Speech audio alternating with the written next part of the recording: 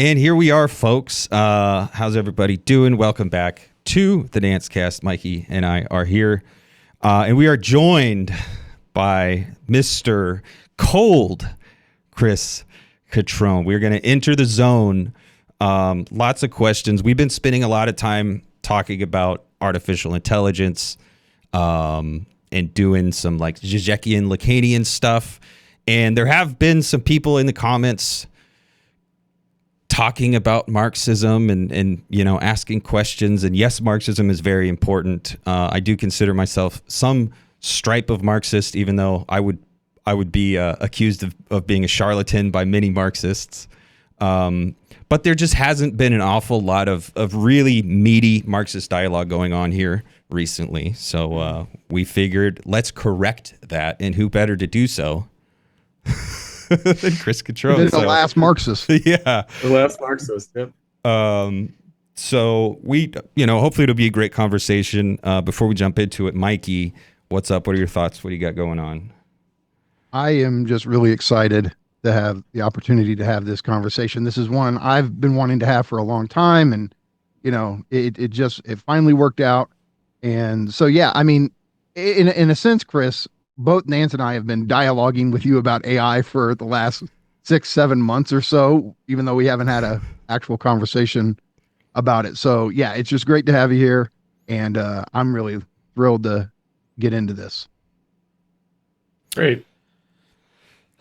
So I think maybe the first question would be, should we be concerned with AI and AGI? Is it as radical as everyone seems to be saying it is, or is it maybe not more of the exactly the same, but will the forces of capital continue to be what they are and what they have been, or is AI really upsetting to what's going on? Right. So it seems like, you know, the second Trump administration seems to be betting a lot on AI. You know, so in terms of like prospects of a Trump boom, you know, economic prosperity, so we're immediately faced with the prospect of an AI bubble, and whether we're experiencing an AI bubble or are we not experiencing an AI bubble, is there real value behind it or not? And so I think that that's why it's pertinent in a way now, like literally, like right now, rather than as it's been kind of in the background for the last several years, is that they're now trying to build out these data centers. And I think that Trump administration officials have said, you know, well, there's at least the jobs that are produced by building out these data centers, these, you know, server farms. And, you know, so it's a curious thing. So of course the threat of AI is the threat of any kind of automation. And that is that it will put people out of work. And what's different about AI, it seems, than past waves of automation is that past waves of automation have been about putting manual laborers out of work, whereas this is about putting intellectual laborers out of work. Right. So just that old distinction between manual and intellectual labor, that this seems like a form of automation that will affect intellectual labor. And so neoliberalism, the last, like my lifetime basically, was a shift from manufacturing to service sector and information economy. And so the idea that automation could now affect the service sector and the information economy. That's the thing that I think makes this wave of automation different, because I will say that I look at AI, I think the term is a little bit of a misnomer. Mm-hmm. Like large language models, machine learning, you know, that it's about automating intellectual labor. Mm. Right. Now, AGI is something else. That's like the idea that, you know, you'll have actual synthetic intelligence that isn't just automation anymore, but that Right. is more creative. So if we have the robots and sweatshops model where we are kind of relying on the services and the intellectual labor, but if we automate the intellectual labor and everyone is kind of like a embattled gig worker, then I think for me the question is, well, what do we do about political power? Is there a way to organize this kind of like fractal sweatshop force? Can they be welded together into some type of historical subject, much less a historical force? And I don't know. I think the answer to that is probably not, and that's really scary. I'll make mention of something. So, Benjamin Studebaker, I think. All right, so he has been keying into some of my own writings, and I teaching the millennial left Marxism. I dusted off some language that had fallen into disuse. So people are aware of concepts like means of production, but there's also the Marx concept of means of consumption. And, so the idea that it's not just a matter of means of production, it might also be a matter of means of consumption. So what Studebaker raised was he's got the schema of early, middle, and late capitalism. That early capitalism is about producer politics, and a late capitalism would be about consumer politics, but we're not there yet. And so we're in middle capitalism, where we are too far along to continue to do producer politics, but we're not yet far enough along to really be able to do consumer politics. So we have to sort of resign ourselves to being in middle capitalism for the foreseeable future. So even though there are suggestions of the possibility of consumer politics, and there are clear indications of the obsolescence of producer politics, we haven't really made the transition yet. So I think that that's one thing that immediately comes to mind is when we're thinking about the politics of it. Are we really just talking about the politics of consuming AI's products?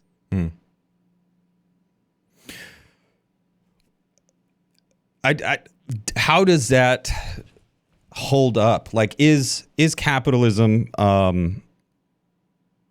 about class antagonism, or is capitalism about the circuit of capital? Is it about like taking money, going through this process, commodity back to more money, or is it just about the workers, the owners, the rulers, the priests? I don't know. What's your take on that? Like, how do you define Can I add capitalism? one thing to that question? Yeah. Because recently I was talking to Proletariat, our friend, and we were discussing your take on capitalism, and he was like, "Look, for Chris, MCM prime is bourgeois society. It's not capital." And this is interesting to me because, of course, Marx defines that as the formula of capital. But I'm curious, like, if MCM prime is bourgeois society and not capital, then how do you define capital? Well, it would be a crisis of that circuit, right? It would be a contradiction of that circuit. It would be the self-contradiction of that growth, that's involved in MM prime.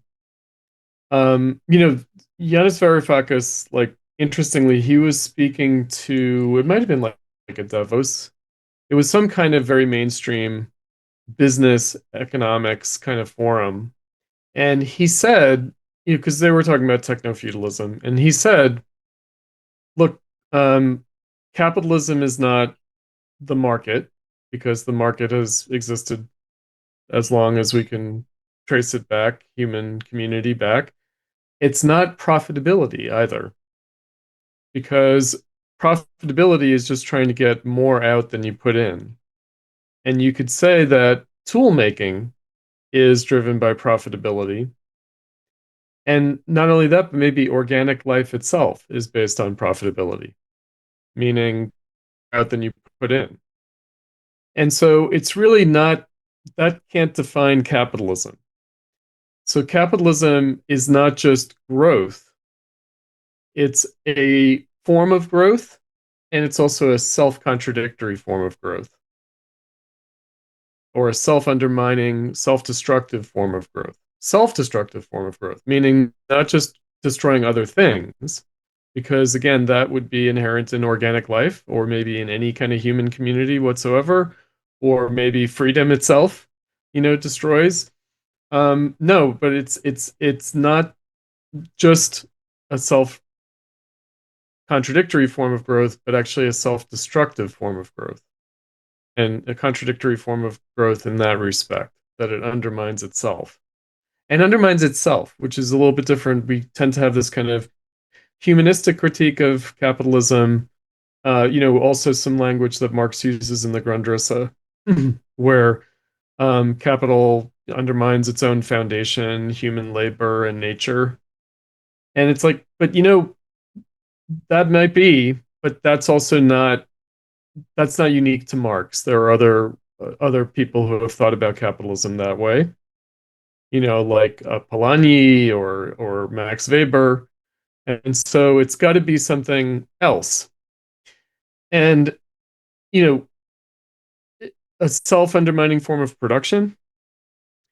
But the way I understand MCM prime as the formula for capital, then the issue is, and how does capital destroy itself? Because that's actually Marx's point. It's an accumulation crisis. It's what indicates the possibility and necessity of getting beyond capitalism is that it's self-destructive. Right? Not just destructive of other things like the environment or humans or whatever you want to say it's destructive of. Because again, you could say human culture itself is destructive of humans. You know, that basic Rousseauian trade-off. As soon as we enter into a cultural or social community as opposed to a natural community, it seems to be at the expense of the Homo sapiens. You know, Let me ask, so would that's the you way that I put it. Go would a ahead. defining feature of capital, or at least capitalism, for you be the commodification of human labor power? Well, again, I would consider that to be like the bourgeois social relation. Okay. Yeah, because again, commodification. I was just talking earlier today with the platypus kids, and we were talking about Lukács's reification. It's what's next up on the reading group syllabus. And again, it's kind of like, well, there's a romantic critique of capitalism that says capitalism is commodifying and it's alienating and it's reifying. That's all well and good, but really one needs a more dialectical approach to these things, namely that it's not commodification per se, it's not alienation per se, because again, any human social form is going to be alienated. And it's not reification either necessarily. It's not just any externalization or objectification or alienation. So what we're dealing with is how actually capitalism is undermining the commodity form. It's undermining commodity relations. It's undermining a society based on commodity exchange. It's destroying that. And like the old form of working class politics was to fight to restore that. It was to kind of preserve the value, enhance the value, realize the value of labor. And in that respect, again, a lot of theorists, not Marx, but contemporaries and subsequent theorists, were like, the socialist movement's a little regressive. Looks like they want to restore like the old like medieval guilds. They want to kind of go back to our artisanal production. It's pretty regressive. It seems kind of reactionary. Mm. Socialism. And of course Marx did criticize reactionary socialism in those terms. And so the issue is not, even though maybe necessarily workers will always try to seek the value of their labor, individually certainly and collectively also, and maybe politically. Like maybe that's what most people think of as like socialism, is like Now, I was watching, I will also say the All In guys, the All In podcast, the venture capitalist, like the kind of tech Mm, bros or oligarch, like the friends of Elon, the mm, people who were Democrats and are now kind of at least neutral towards Trump, or maybe one of them is pro-Trump, like David Sachs as his cryptos are. And they might have had, I don't know if they had Mark Cuban, they had somebody on, and they were talking about like socialism and AI and automation and what happens when, everybody loses their job. And one of them just said, well, we're going to have to find a way to exchange the value of our time. mm, And I was like, these guys understand capitalism better than most Marxists, mm. you know? So I thought, there you go, right? Like that's what we're really talking about. How are we? Because I think inevitably people will find a way of exchanging the value of their time, and that's going to keep capitalism going, right?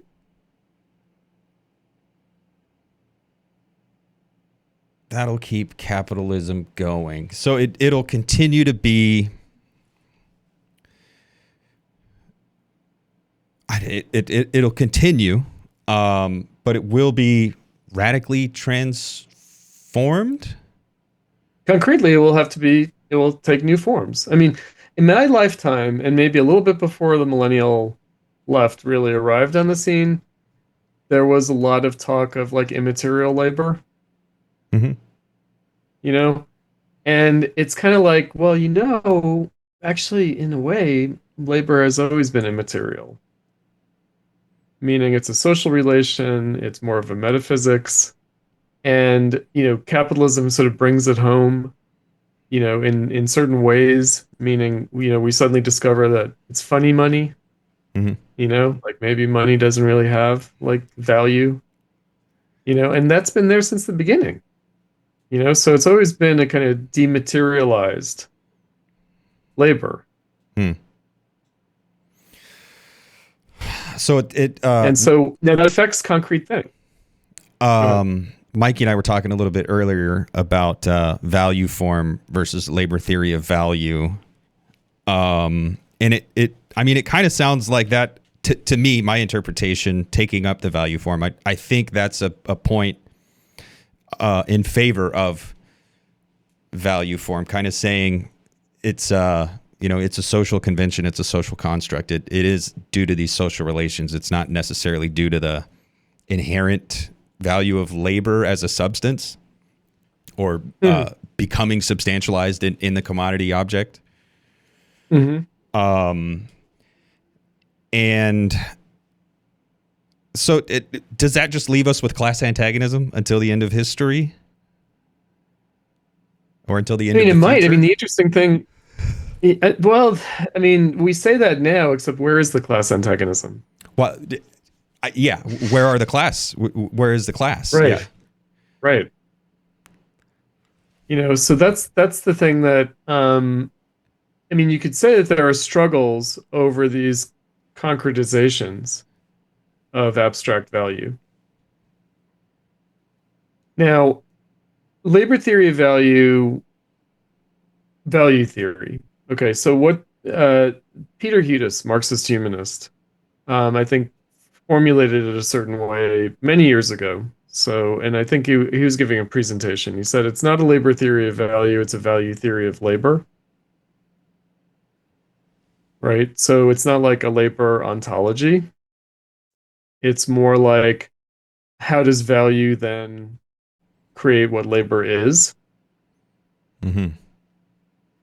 And that's also more open-ended, meaning then we don't have to worry about, oh, is it really like human labor power? And if human labor power is being progressively eliminated, then what happens to the labor theory of value? It's like, well, no, it's the value form that's going to tell us what labor is. And Mm-hmm. we're going to be constantly investigating what can count as labor. We're going to constantly be pushing the frontiers of what can find value as labor. Nick Land, he wrote of the plasticity of labor power. So basically, is that something we should maybe take seriously, right, is that what counts as labor is not fixed across all historical epochs and different cultures. Like the value form, like you said, will determine what counts as labor. And so, if that's the case, I guess my question would be something like, if capitalism, and this is a big if, but if capitalism as we know it automates the vast majority of wage labor away, then is that system still capitalism? Well, wage labor, right? I mean, I think that that's the tricky part. Like, what do we mean by wage labor? Because wage labor is a relatively recent thing. I mean, you saw instances of it across history, but it's really kind of I would say even like as late as this 18th century, like 17th and 18th century is when you start getting real wage labor, where people are working for wages rather than, getting their subsistence needs met by an employer. And, so you're not paid like as a function of time. I always like to point out that Adam Smith is like advocating for paying people according to time because he thinks it would result in a more efficient exploitation of labor, on the part of the worker and on the part of the proprietor, right? That it should be measured in time, the value of labor. It's a kind of an ought rather than an is. And again, we're so far down that highway that we might naturalize it. Time is money, money is time, and that kind of like just commonsensical way of thinking about things. And so I think that, I'm not sure that we will get to the point. I mean, to be kind of classical Marxist about it, that there's a disparity between the means of production and the means of appropriation, right? And the means of production as means of subsistence. So we can also include means of consumption. That the means of production and means of consumption, the means of subsistence, have at least potentially outstripped the means of appropriation. And that's where the labor theory of value comes in. It comes in at the level of, okay, but aren't we still trying to appropriate social production according to labor power measured in time, according to wages? Meaning, can you really have capitalism without that? In a way, no. But in another way, well, it all depends on how we measure that. Because whatever mid 20th century idea, was sort of solidified around like wage labor, whatever people are doing now, like are Uber drivers doing wage labor? Kind of pushing the boundary of wage labor. Mm-hmm. They're not being paid hourly. There's a kind of recrudescence of piecework, especially in the gig economy, right? So you're not paid for time, you're paid for the task. And Mm-hmm. again, like, does that mean we've transcended wage labor or have we regressed below wage labor? Is that what we've done? You know? So that's I think that these are the questions that are raised and that might motivate us to like reconsider the framework, like what Marx has to say about these things. We have to pay attention as to what's motivating us to like reconsider, okay, what did this mean? Like MCM prime or the old socialist demand abolishing the wages system. Mm-hmm. Whereas at another level, you could say the wages system is what the workers accomplished in their class struggle. Mm-hmm.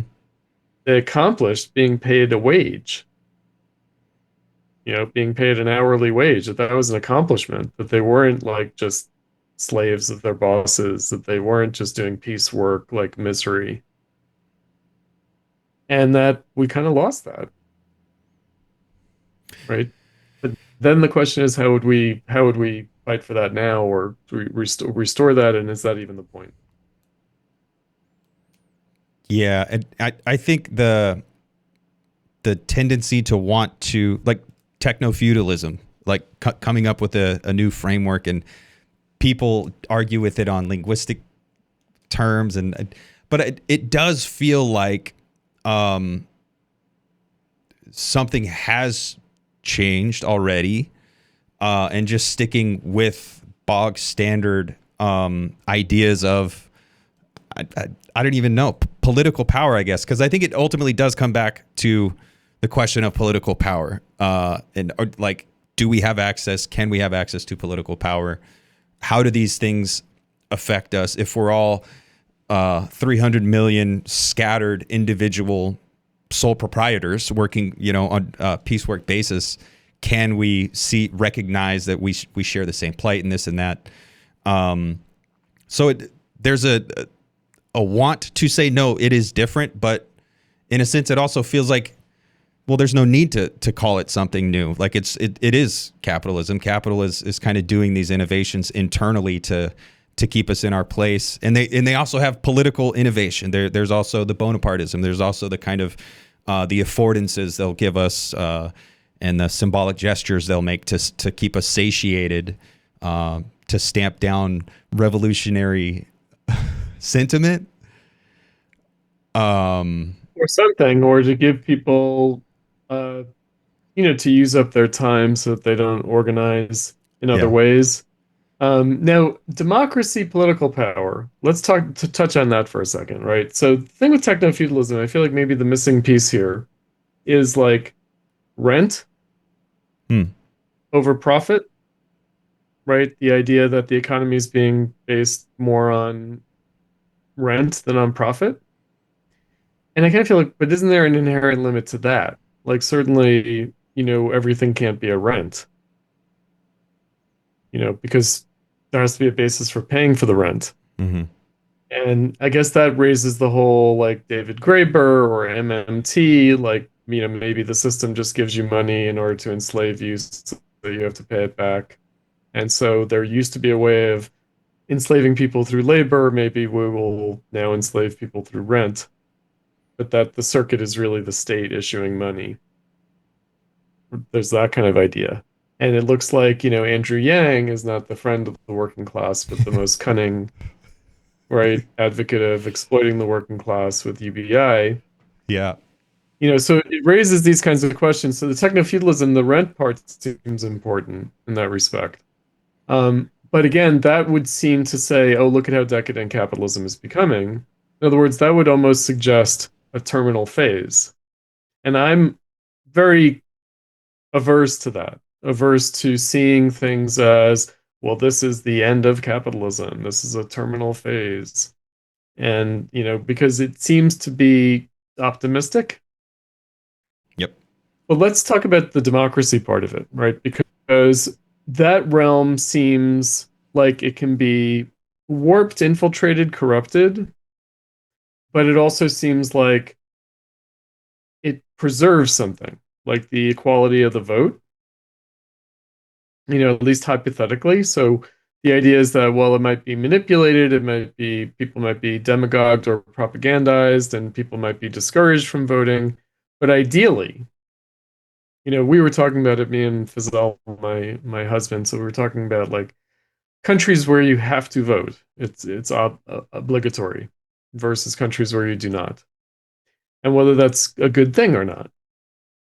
Like forcing people to vote. Because we were talking about how Zoran Mamdani had been elected by only 20% of the eligible voting population of New York. Wow.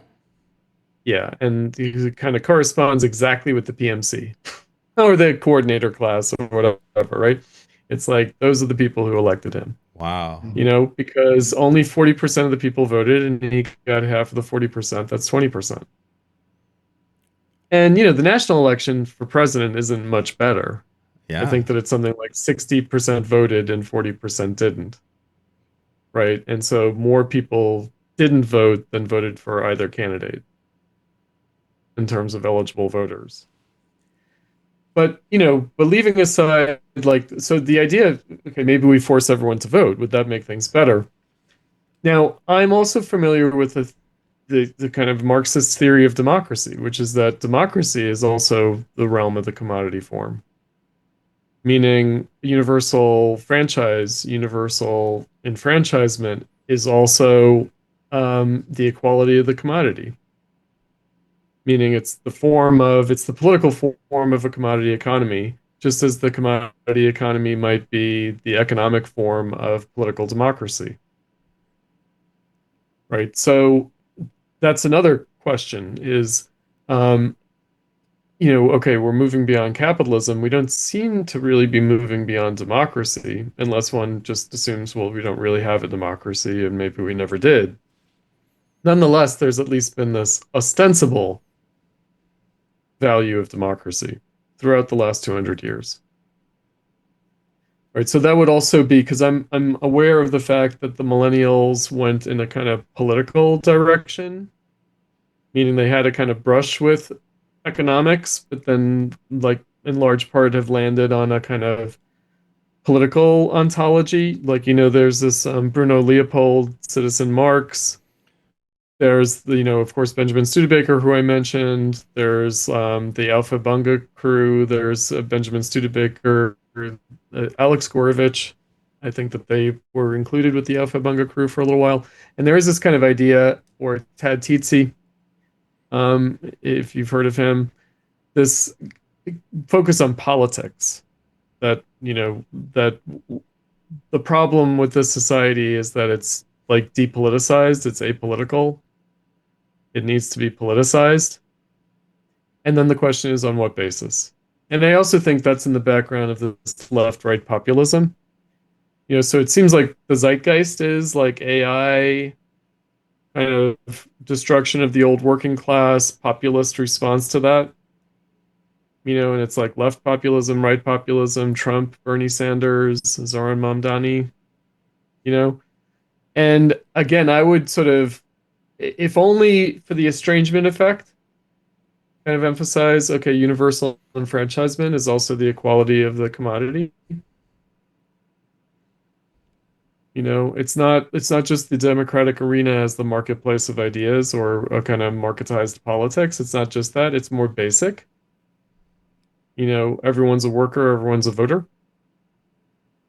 Like that kind of basic bourgeois egalitarianism, because it is traceable back to bourgeois society that way. It has almost like a Puritan kind of Protestant streak to it, equality. And, that's at least the initial domain in which it's going to have to manifest, some kind of discontent. Again, I'm the generation that was a little bit pioneering, like in the aftermath of the 60s, pioneering the sort of, riot insurrection, the coming insurrection, the leaderless movements, the protests without demands, all this stuff. That seems to have not had a very long shelf life. It does seem like we've come back to more basic, like, democracy. Right. So again, but what would be the basis of people trying to politically constitute any kind of a force in the face of what looks like drastic changes in the work world, the employment world? The way that I like to put it is we need universal suffrage because we're liable to change jobs, become unemployed, etc. Like we can't leave it to the property owners the way we might have. I don't know if I've ever said this to you guys. I feel like, what the hell do I know about politics? Maybe the board of trustees of the School of the Art Institute of Chicago should do my voting for me. Like they know my interests better than I do. Meaning, they should choose the politicians who are going to keep us in business, keep me employed. But no, I may not always be employed by SAIC, and so therefore I need the vote myself. A lot of good it does me. Yeah. Right? But universal enfranchisement is also not accidentally, it's the era of capitalism. It's the era of industrialization. It's not, you didn't really need universal enfranchisement before that, but now Yeah. you do. I was Mikey and I were talking earlier, and we were talking about communism and anarchism, and I do think we should have the nasty bits out in the open. So that's a point for communism as opposed to anarchism, right? Because in anarchism it would be kind of secret. The good thing about power being formalized is that it's out in the open and it's at least in theory accountable. But I told him, like, I don't know how many times I've stayed up imagining what would happen if the CIA never went and did a coup in Chile in 1973 and Project Cybersyn was allowed to become this, like, and I know this is fantasy and I know this is far too optimistic, but I imagine it becoming this, like, benevolent central committee that's not administered by humans, that is just this kind of thing that that benevolently governs us all, so we can get on with the business of living and being humans and doing human stuff. But I think that's Let the machines take care of our needs. Yeah, and there's a machines take care of our needs. A large part of me thinks that is the only way politics could work at this point. Like, I look at politics and it breaks down into such an incoherent nest of snakes. I don't know. Like, it's too incoherent for me. I can't imagine what it would look like to make real change for the betterment of all of us, of humankind. Right. I mean, it could be that beyond capitalism, what is it that Engels says? The governing of men is replaced by the administration of things. And maybe the administration of things, maybe things can administer themselves. So maybe we should look at AI as like a kind of strange expression of the desire and possibility of communism, maybe. Yeah. But of course we're not there yet. Right? And that's why I'm an AI skeptic. Because I kind of feel like, but isn't this technology basically modeled on whatever we think an automated human cognition would be? Meaning based on our kind of reified understanding of human intelligence, which is, like maybe even the lamest version of a reified notion of human intelligence, and we're just, want to do that automatically and fast or something, with kind of predictable regularity. Mm-hmm. And, but isn't the real promise of technology to be able to think things that are not thinkable by humans? Like, not to See, do like land emphasizes AI as Lovecraftian, like radically outside us in that sense, where it is some radically other. But then the question, but do we want AI? I mean, and maybe what we want. I mean, he would say it doesn't matter, but I think for us, we might sit here and go, well, maybe what we want does matter on some I also level. don't think it's going to happen, because I think that we only are producing what we want, and therefore it will only be what we want. And so this idea that it will transcend what we want, that it will be something else, is interesting, but it is like a kind of a fantasy. I mean, it's based, I think, on the kind of Heideggerian idea of technology having a kind of a logic and kind of intention of its own, right? In framing Gestel. Yeah. And I kind of feel like, well, but isn't Heidegger talking about capitalism? That's what Right. I feel like. Yeah. Whether No. he wants to admit, I think he wants to say like, well, ultimately, in framing was still the mode of unconcealment of the Soviet Union, and for him, I think it's industrialization, and so he would see Soviet Union, of course, as an industrial society in its own way, And so I'm Gestel is fine with that, by the operative. way. Yeah. I'm fine with that. I'm fine with saying that the same existential problem attended the Soviet Union as the West. Definitely. Well, like I would Slavoj just has call that capitalism. Zizek has pointed out, like what's interesting with the three main ideologies of the 20th century capitalism or liberalism, fascism, communism, is that all three of them put people in camps. Sure. And so, like, Absolutely. I guess that the case could be made like there's a, Heidegger thinks he's doing something different, but isn't Gestel or in framing very much just the mode of concealment of capital or industrial capital itself? But what you were saying, like this idea of AI being more of us. I mean, look, a book I'm sure you have your disagreements with, but one that in a lot of ways inspired me is Inventing the Future by Cernacek and Williams, Hmm. left accelerationists. And Hmm. what one of the points they make that I think is interesting is they're like, look, the issue with actually existing communism is that, central planning is too much for any group of humans to do. We had algorithmic communism, that's a whole nother possibility. And that type of computation, we're not talking some Landian, Lovecraftian super intelligence. It's just enough computational power to be able to organize production, distribution, and consumption in some sort of automated infrastructure. And that to me seems much more realistic or concretely possible than Hmm. perhaps some of these more, you know, uh, extreme type of concepts of superintelligence. I mean, what do you think about Right. the idea of like this algorithmically automated infrastructure as a possibility?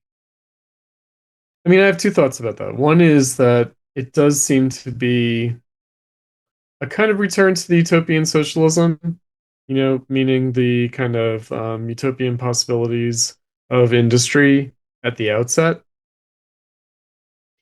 The other is that, just as in the case of utopian socialism, that we might get that. We might get an algorithmic economy. We might already be there to a large degree, and that is capitalism. And so the issue is what will bring it to grief, meaning what will the crisis of that look like? And so, like there's the Hayek idea, that the market is like the super intelligence. Mm. It's the computational form that we could never produce ourselves. You know, through a planning board or even through computers. And so I also it's that, like, meaning society as the super intelligence. Like society is the super intelligence. And so what happens when we try to objectify it, or we alienate it in the Or form, give or it reify it? autonomy in a way? Yeah, like kind of, that we want to do that. In other words, that we want the super intelligence that really is society to take a certain form. And again, where, Hayek might have said the market, now we're going to say AI, you know? Um, and so it's a little bit like, okay, is AI some kind of concretization of the invisible hand? Right? I mean, this is what I associate with these kinds of And I think Rand would desires. just say yes. So, as somebody who's like the key theorist in that regard, I think he would say, yeah, like the invisible hand is back then it's a form of AI. Now like it's coming into, I don't know, Yep. being for itself in a sense is this trajectory, but it's already an AI system in its infancy. Hmm. Right. So this is something that when my students ask about I always say two things. I say we'll never have it. We've always had it. Yeah. Right. And so the only question is the form that it's taking. and that the form that it's taking is maybe we have a kind of utopian desire or fear, but in fact, uh, whatever form we want it to take, we might realize it, and then actually that's going to generate a new necessity or a new form. Now, here's my, other thought with regard to this. That, like an AI god, right? So it's kind of like, but maybe something is different. Maybe this kind of alienation is different from religious alienation. Like attributing the superintelligence. Maybe something has changed, and that we should pay attention to that and think about again, in a way that Adam Smith didn't need to. That we should be on guard against the ideological character of it. I mean, I will also be remiss if I fail to note that really there's the AI promise or AI desire. There's also just the AI fear and terror. Like the way people talked about how artificial intelligence or large language models or algorithmic processes were used in the Israeli bombing of Gaza. Yep. Right? So it seems like it's here, it's dystopian. It's here, it dominates us, it's going to be our ruin. Meaning it doesn't even have to be artificial general intelligence. It's already making more efficient the things that clearly harm us, threaten us. Mm-hmm. Right? So I think that that's also, we can't leave that out of the equation. Meaning, maybe we are just looking at a more or less baleful or benevolent thing that itself would need to be overcome. Meaning, why do we want AI? And maybe the point is to overcome our want and need for AI. Kind of gets me back to the MCM prime business, which is to say that, production for the sake of capital rather than production for the sake of production. And what Moish Postone, my old professor, called the treadmill effect, which is that the more it accomplishes itself, the more desperately it sort of needs itself and also kind of outstrips itself and undermines itself. So maybe the point is to get off the treadmill, in which case the point is to think about what it would mean to live in a world where we don't need AI the way we need it now. Like the necessity that's bringing AI into existence, like being very specific, like not just treating it as, oh, technology is just dropping this thing on us, but rather it is happening at a specific moment in history. It's motivated in very specific ways. And really the goal should be not to, not have AI, but to overcome why we need it now, how we need it now, what's driving it now, what's making it happen now. Yeah, that's a good point. Is in my view, because I think, to call it AI is already like a mystification, like LLMs. Absolutely. Like they are, I was talking about them recently and I said they're a weird reification of reification itself. Like it's just a cheap parlor trick. I think it's an imitation of our language. Like we're doing the thing and then we're building a machine to do it for us. And then we're sitting back and we're saying, look at how good the machine is. And we're discounting all the our reified use of the reification of language. Yes. Yeah. It's like totally, although I will say this, because I did amuse myself with it might have been Google AI, not ChatGPT itself, or maybe I tried it on a few different things. I was like, summarize Chris Cutrone's approach to Marxism.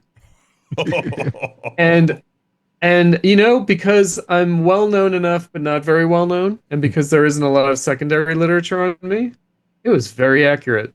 Mm. Really? Oh yeah, like it was because ultimately I'm pretty straightforward. Like in other words, Mhm. my writings are pretty straightforward. Everything's pretty straightforward, even though the left is like, "What does Chris Cutrone mean?" And it's like, well, that's only because you're letting your own like prejudices get in the way. But if you just looked at it straightforwardly, like this stupid thing called ChatGPT, then you'd see it's pretty simple. Like No, but here's the thing. So in the past, I've referred to the effect that these large language models have on us as intelligence fetishism. And all I mean, I see a homology here. So the commodity has this presence to us because we don't experience firsthand all of the different forms of labor that went into the production of the commodity. It seems like, oh, it has this presence. It's just sprouted there on the shelf. The TV's just there waiting. No, it's the product of vast amounts of human labor that we're not seeing firsthand. And so that's where the effect comes from. If we could somehow visualize or experience how the LLM is putting together these answers to our prompts, it wouldn't have that effect. It's the fact that we can't see this complicated network of causes and effects and relays and all of that, that it has this effect on us. And just like we do a critique of commodity fetishism, we need to be able to do this critique of this intelligence fetishism to be able to say, like, no, this is, in a sense, it's a magic trick in a way. right, right. So I mean, look, uh, I would say that large language models, machine learning, it has its place. Meaning, maybe there is work that is like kind of shitty intellectual labor that should be automated and replaced. Mm-hmm. Like, like coding. Coding sounds like miserable work. I mean, I remember when I used to do computer programming is what they used to call it. And and it was somewhat fun, but it was also like a weird like repetition compulsion neurotic activity, or like a form of stimming or something. It was weird, right? But it's not And like it's reading like, great texts and then teaching them. It's not that no, kind of. no, it's not, right? And so I just feel like, yeah, like a machine should do this. It's not me, you know? Mm-hmm. Definitely. And the sad part is though, then, like okay, people did this shit kind of labor, but at least it was paying the bills, Yep. right? So okay, here's a dystopian story. You ready? Yep. So the delivery robots. Oh, yeah. This is completely apocryphal, okay? Hang on, audience. Don't crucify me if I'm wrong. But this is what I've heard.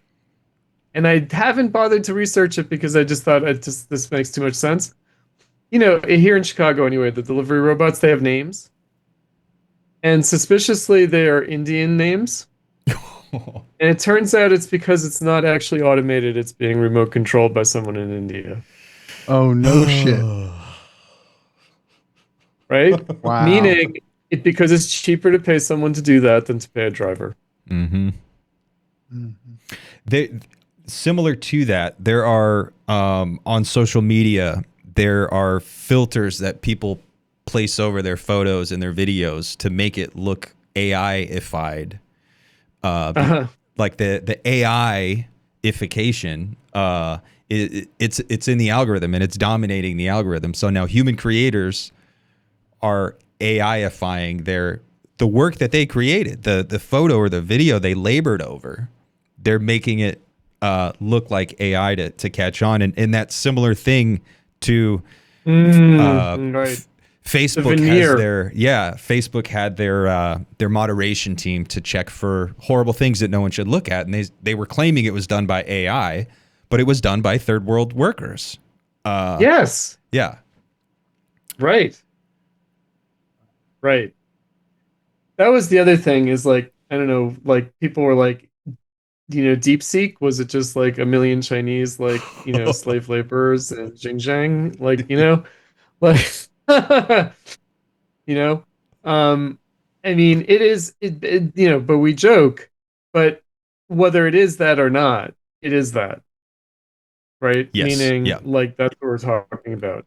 And and again, I think that the promise of technology is that yes, it could do that. It could replace shit work, but maybe it could also do things that humans can't do, right? And that it's not just accelerated human activity or replaced human activity, but something qualitatively different. I remember, like Adorno says, why do we want to explore dead planets? You know, like around the moonshot. He's like, you know, we're on a living planet. Why do we want to explore dead planets? And it's like, well, maybe we won't. Maybe there'll just be these automated rocket manufacturing bases that will automatically, explore the universe Like and von compile Neumann the machines, information. just kind of going out and or the game of life, the just kind Right, of Mhm. right.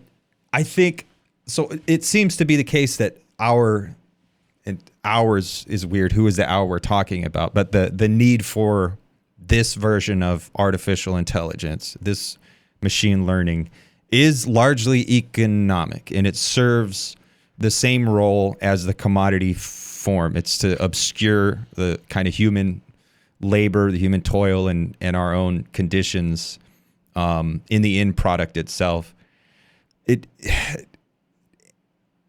And to say we need to divest ourselves of the need for AI as we have it today, I like that, but what could that mean, or what could that look like? Again, it comes back to political power. We have no choice in the matter, largely. Right.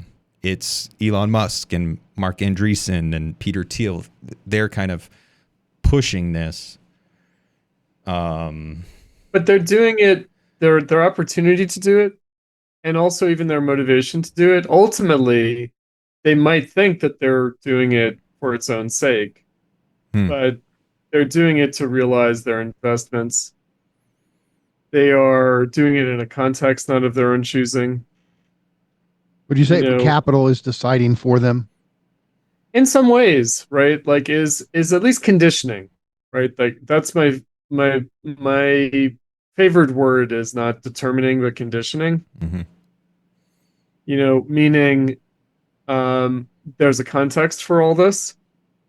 And like we can complain about, these billionaire investors having a disproportionate amount of economic power, and it seems like they wield it rather arbitrarily. Like Elon Musk buying Twitter. That there was no, he just wanted to.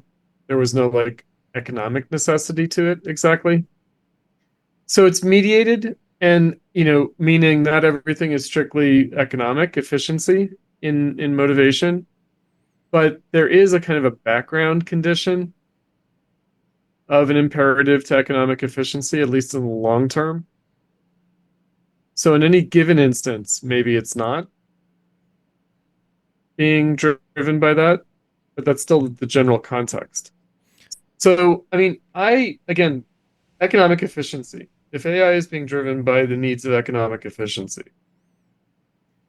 then the goal would be to overcome that kind of economic efficiency imperative, to realize value. Right. I think that the argument that it's not an AI bubble is that it's real value. Mm. Companies are getting real value out of their investment in AI. And I thought, okay, but that's not really the issue. The issue is not like real value versus fake value. It's not like return on your investment versus Ponzi scheme. That's not really the issue with regard to capitalism.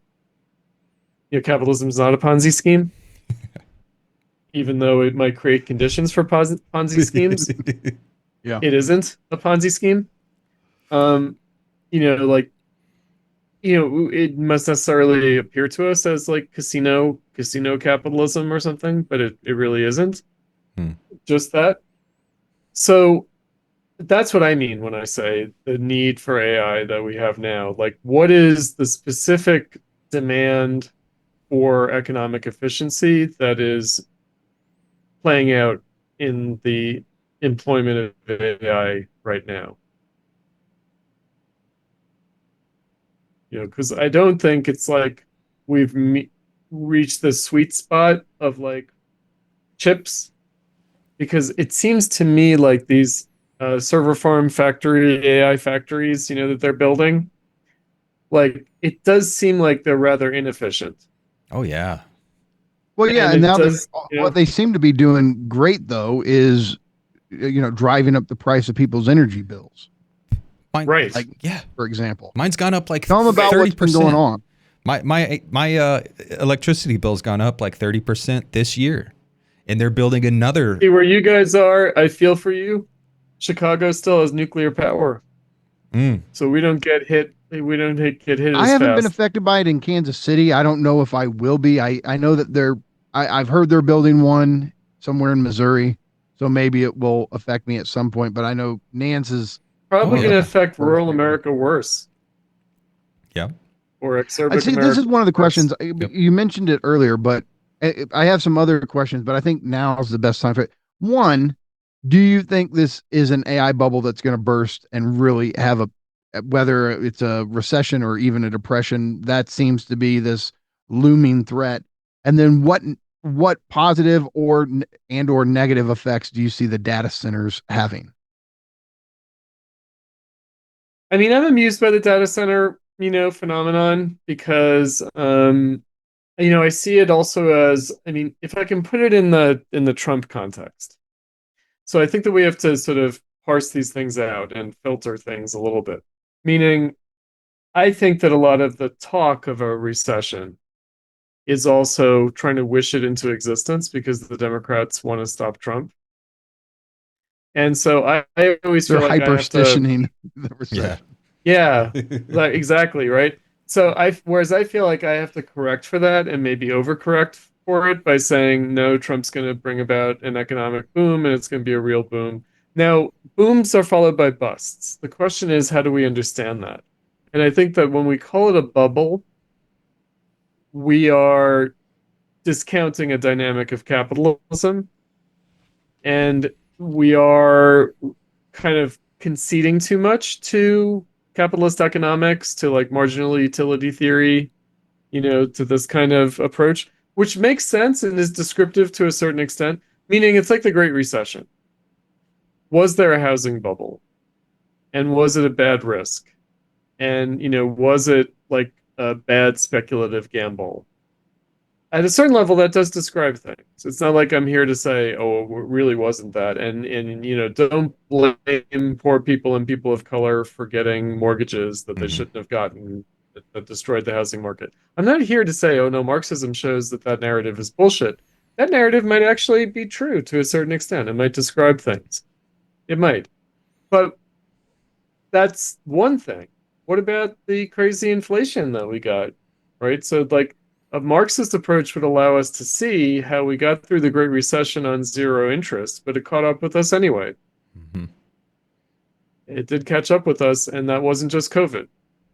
Could be that COVID triggered more of a value correction rather than merely a market correction.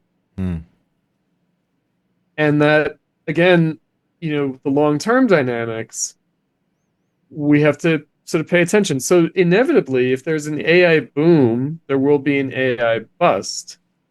But I think calling it a bubble is about throwing cold water on the Trump like presidency, and specifically how Silicon Valley seemed in large measure to have shifted to Trump. And they There make were it it's an there's a lot of hyperbole, like, oh, this is going to be worse than the Great Depression. right. And again, how does one understand the Great Depression? Meaning the Great Depression could be seen as a policy failure, or it could be seen as a more, basic structural problem, right? Because there is this idea that if only, the late 20s, those Republicans had handled things differently, then the Great Depression wouldn't have happened. So I think that so that's the first thing, is that we have to, as much as possible, try to strip away that Democratic Party propaganda layer to the whole thing. Then we have to think about, okay, well, what kind of growth, what kind of development is being driven by this AI boom? Let's just call it an AI boom. And, will it have long enough legs, or, will it not? Now, the dot-com bubble still laid the groundwork for the later kind of internet economy, meaning there was like a little correction, but it's not like it didn't actually do anything, it didn't actually change things. And it also laid the groundwork for later growth. So those are my caveats, is to look at it and say, okay, it's probably not going to play out as planned, but it's also not just bullshit. And even if it goes through some turbulence, it's still changing things. It's still introducing new practices. It's still creating new infrastructure that's going to be there and that people are going to find a way to use. Right? They're going to find a use value for it. They're going to find an exchange value for it. I mean, with software right now, with the LLMs, there has been this development. Do you think robotics will have a quick catch up to it, where there will be robots just walking around our daily life doing things within the next decade or so? Possibly. I mean, again, for me, the thing about robots is that it's a little sad. Meaning I'm kind of like, okay, so you're going to make a machine that is basically like a human being, right? Can't you have all different kinds of machines? Like, why is it going to be like a person? You know? And again, it's like, well, we want robots to do things that people could do, right? And it's like, what about robots that can do things that people could never do? And of course there's some of that. But again, I kind of feel like, okay, so you want like a house servant, or you want, you know, is it like Optimus Prime, the Tesla robot, Or is right? it Wally? Right. Well, it could be Wally too. I mean, Can I just say, exactly. hold on, real quick? The funny thing is, the first robot that I'm dealing with in my day to day life. So there's, I don't know if you probably have them in Chicago, maybe Quick Trips, these gas stations, right? Mhm. Quick Trips, like in Kansas City, you throw a rock, you hit 3 Quick Trips. They're just everywhere. And now at every Quick Trip, they have a little floor cleaning robot, and it has a little human face. They put eyes on it, and it talks. It's like, I'm cleaning the floor. And so there's this new species of accelerationism called cute accelerationism. And what Amy Ireland and Maya B. Chronic do in this book is talk about how, basically Land always talked about accelerationism in this Lovecraftian nightmarish way. Cthulhu, Really, yeah. what tech's going to do is it's going to cutify AI and robotics, and there's going to be this, the acceleration of technology is going to have this cute veneer, opposed to some Lovecraftian tentacled Cthulhuoid thing. And so the point is, at Quick Trip now, though, every time you go in there, this floor little cleaning robot is cleaning the floor, and it's talking to everybody. And we've all just decided to call it Wally because it somewhat resembles Wally. It's this cute little thing, but everybody is mean to it. It's, get the fuck out of the way, Wally. Like, I see people getting annoyed with it. And I said all that just to say they treat it like a servant. Right. Right. Right. But wait, so what's Quick Trips? Okay, Quick Just Trip's just this huge national chain of gas stations, and it is the best gas station, Oh yeah. at least in my area, that you can go to. But yeah, it's it just cleans your car. no, it's just basically like a gas station. It's like a Yeah, you bit. go It's in, like a they've nice, got, clean Circle K. yeah, I and they see, just and they have robots cleaning the floor in the store. mm-hmm. And I just find that humans treat the robot like shit. And I've stopped. I've just I'm paying attention because even I get frustrated. You're walking around, you're trying to get your stuff, and little Wally's in the way cleaning the floor, Oh, and you're man. like, God damn it! But I've seen people when they're alone, they start talking to it aggressively. Get the fuck out of my way, you little shit! Like, and I think it supports your point where, yeah, like, do we want AI so we can have a servant class that we can, in a sense, be mean to in a weird way? Well, no doubt. They were talking about how kids were like uh sabotaging a Waymo, Oh yeah, right? that's big. Yeah. And I just thought, oh, I guess that would be inevitable, you know? I mean, again, I kind of feel like, oh, can't kids just, behave themselves? But then it's like, yeah, but how could you really resist,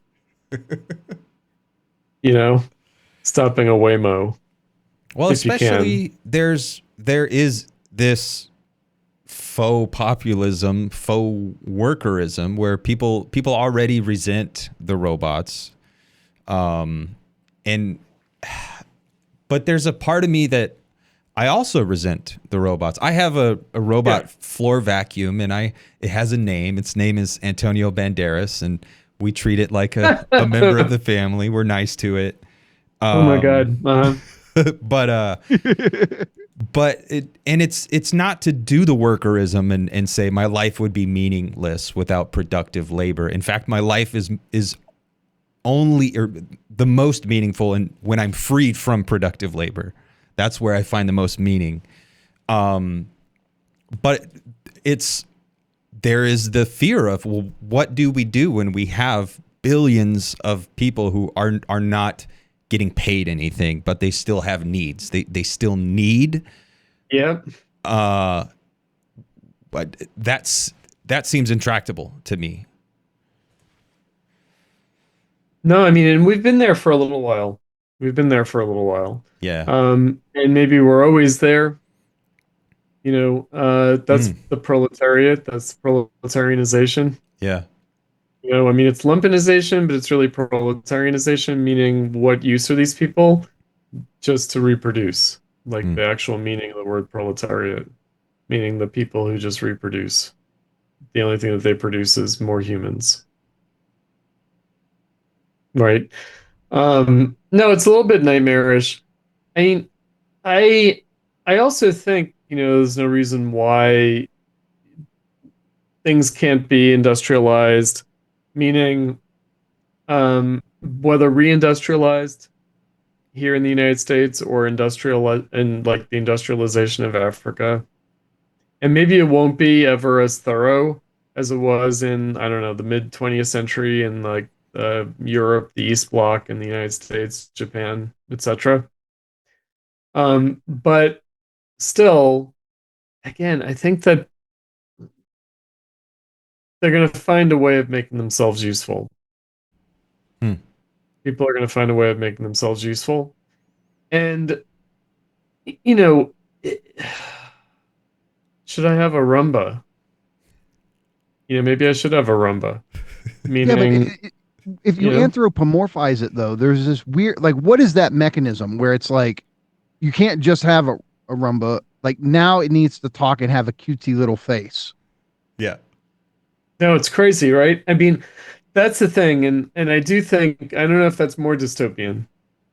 It might be I more think it dystopian. It is. might be more dystopian, or it might just be fine. It might just be okay. Like,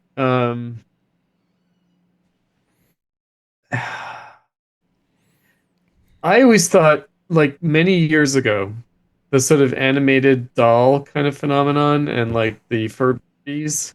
Do you remember Mhm. Furbies? Yep. Yeah. Okay, right? And it's like, oh, well, I guess that's better than like having a poor animal be tortured by the children Mm. or not really taken care of well by the children and the parents can't be bothered. But there was a little bit like it was a little bit sad. It was kind of like, Mhm. oh, you know. Chris, let me ask you this. So, like, it's almost a thought experiment. I wrote this down. Let me see. Chris, will you engage in a thought experiment with us? Okay. If artificial general intelligence actually emerges into the world within the next decade, then what will be the proper Marxist response to it? Can AGIs be counted among the proletariat? Can the AGIs be the revolutionary subject? Ought Marxist organizers seek to organize these artificial intelligences? What would their class position be? Well, I don't know that it would be. I'm not sure that it would have a class position. I don't know. I mean, it seems to me if I were to surmise what I think Marxists will do in the face of that, won't they try to hack them and like convert them to Marxism? Get class consciousness, right? Like Yeah, but it class won't be coding. class. Can we It call it won't class necessarily coding? right, right.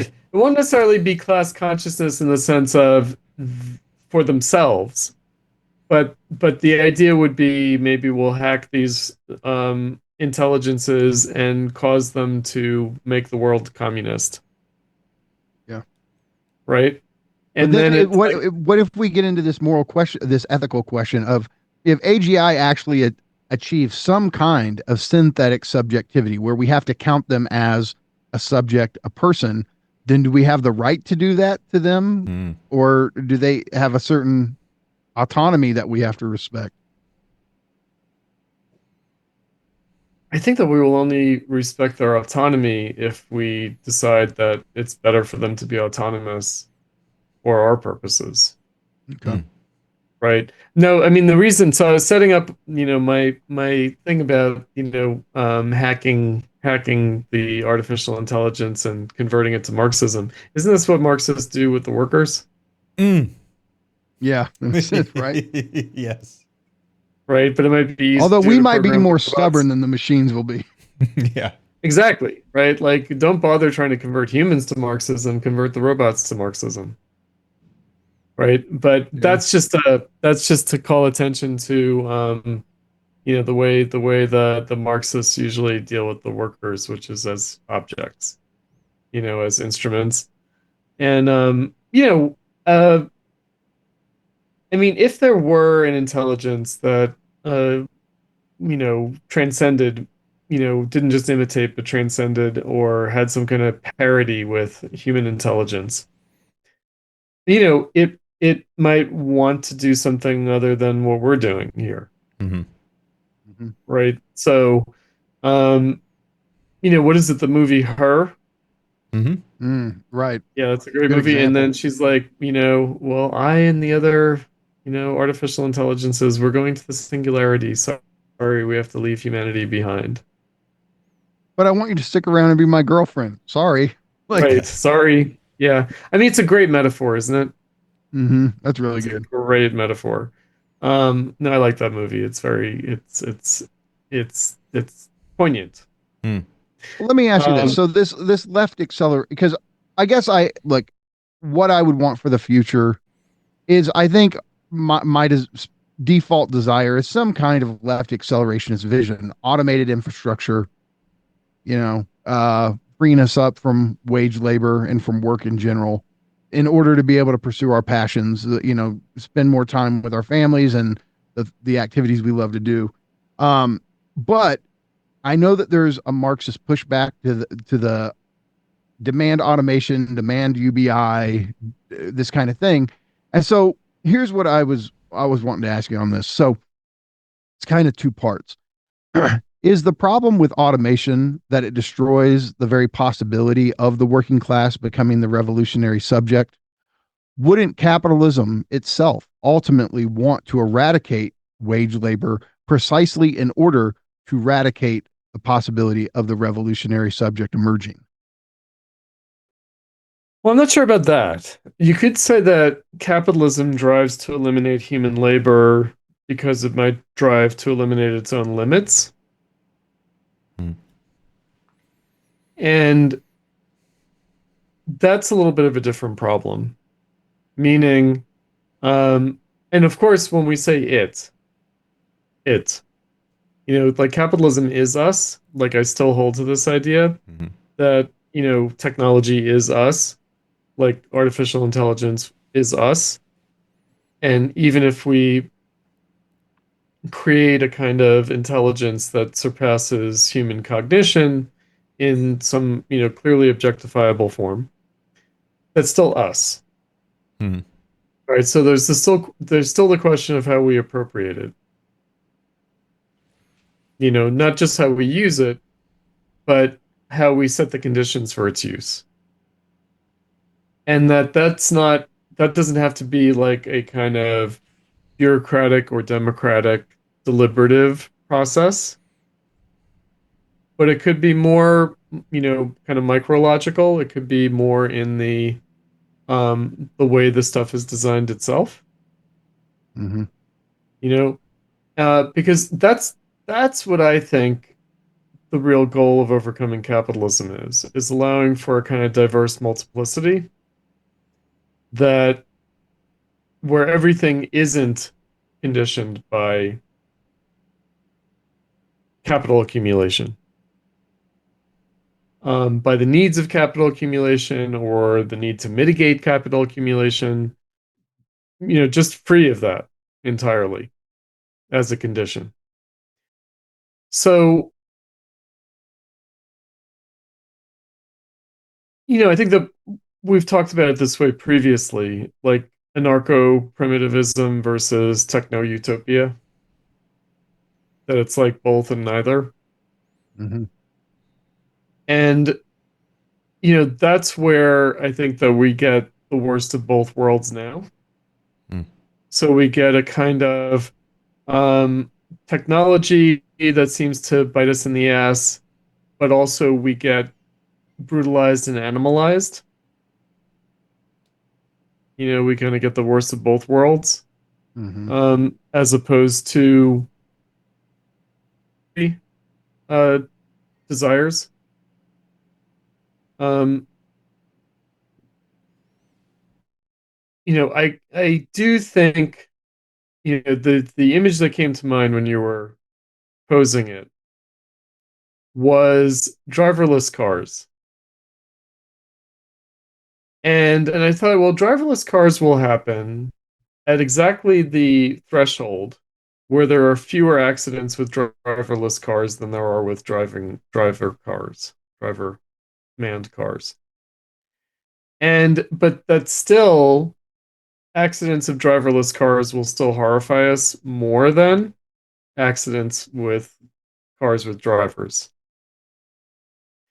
And also, like I live in a city, I don't own a car, but I frequently borrow a friend's car and take road trips. And I guess I am a suburban boy after all, which is that I never feel so free as when I'm driving. Yeah. I Mm-hmm. I know the feeling. Yeah.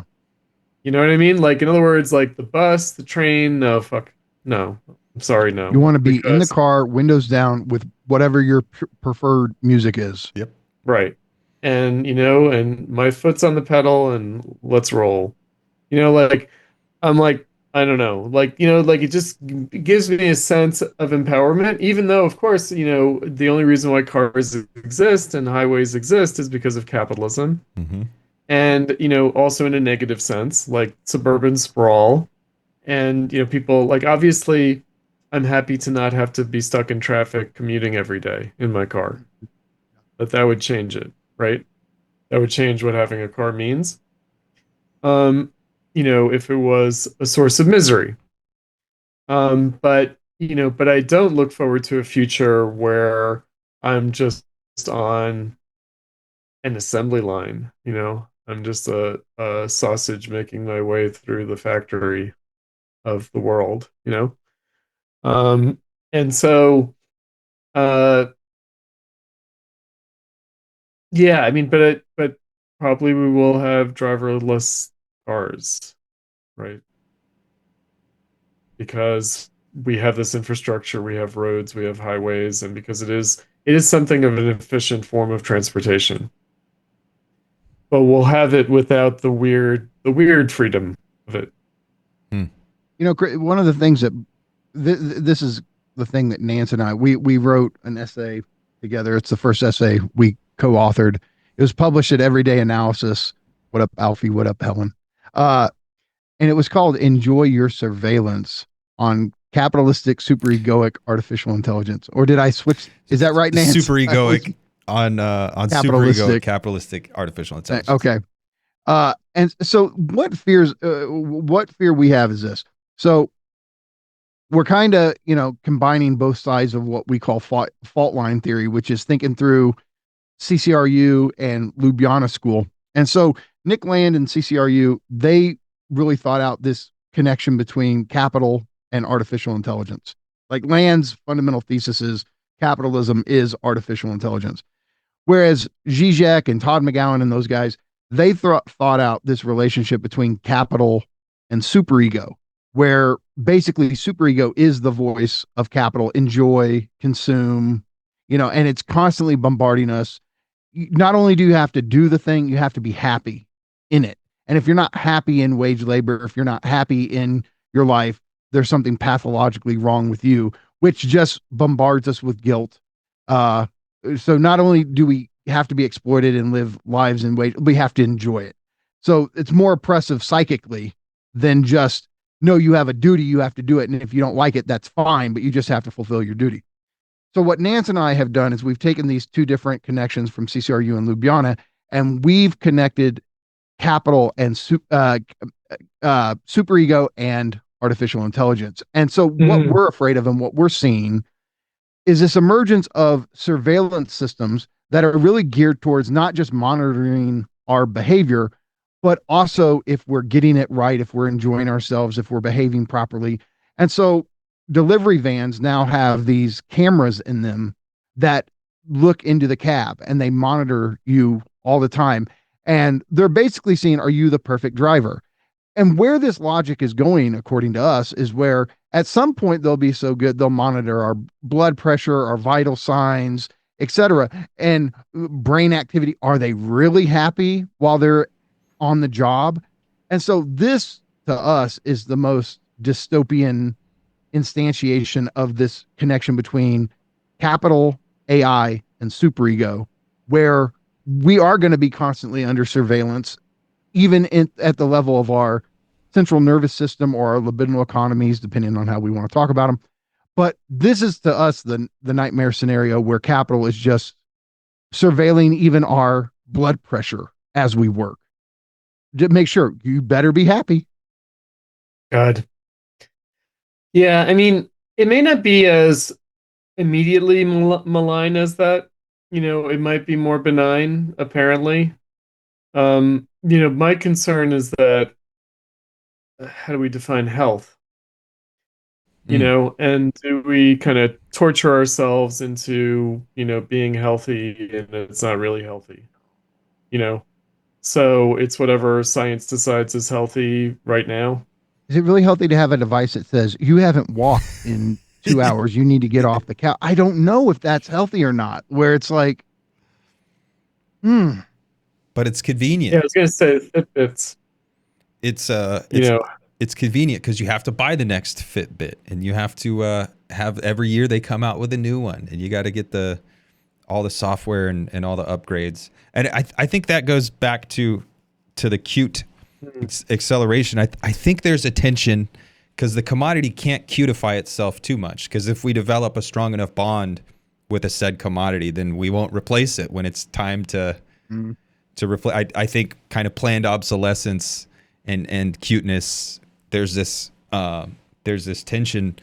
I think the real thing with the superegoic AI and even the cuteness vector, we're doing it to us to keep up with the demand for value and the demand to be productive and the demand to consume in this way that is itself productive.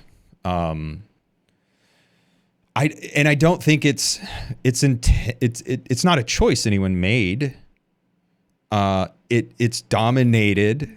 It is determined rather than conditioned by the logic of capital accumulation. Yeah, I mean that's the thing. I mean, it's really again, one thing we touched on earlier was efficiency. And so the model of health is efficiency, meaning like, we have an efficient uh, criterion for what counts as health. And, but again, even what we mean by efficiency is, I would say that's, the condition by capital, that we're trying to maximize um, productivity in time. It's kind of waste not, want not. Um, Now, again, technology could offer qualitative possibilities that are not just about that. And I think that, the surveillance state, I mean, obviously, I think of it as rife with abuse,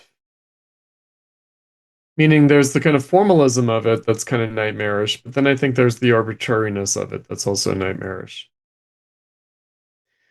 you know, uh, it's like what you were talking about earlier, that it's not actually an algorithm that's censoring, it is actually people, at a data center, basically, at a kind of outsourced workplace.